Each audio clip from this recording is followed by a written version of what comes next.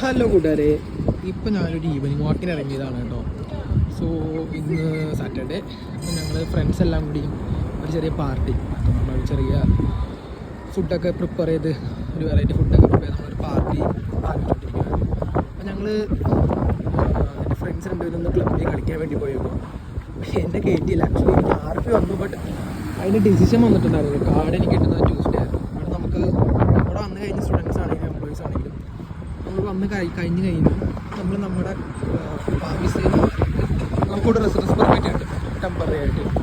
So അപ്പം എനിക്ക് okay എല്ലാം സെറ്റായിരുന്നു. ബട്ട് എനിക്കെന്താ പറ്റിയെന്ന് വെച്ചാൽ അതുകൊണ്ട് ഞാൻ പാസ്പോർട്ട് എടുത്തില്ല. സോ ഒരു ഡോക്യുമെൻ്റ് ചോദിച്ചപ്പോൾ എനിക്ക് കാണിക്കാൻ പറ്റിയില്ല.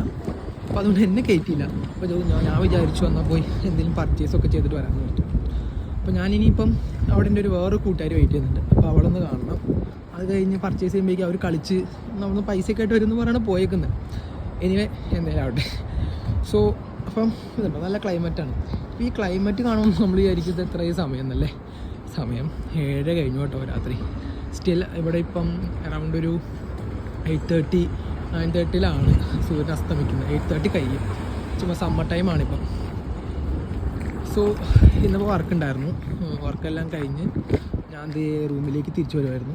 അപ്പം അങ്ങനെ പറഞ്ഞല്ലോ, പാർട്ടിയൊക്കെ സെറ്റ് ചെയ്തു. ഇനിയിപ്പം ഇത് നിങ്ങളൊന്ന് കാണിക്കണം തോന്നുന്നുണ്ടോ, ഫോറം സിനിമാസ്. അതിവിടുത്തെ ഒരു മാളിൻ്റെ ഒരു പാട്ടാണ്.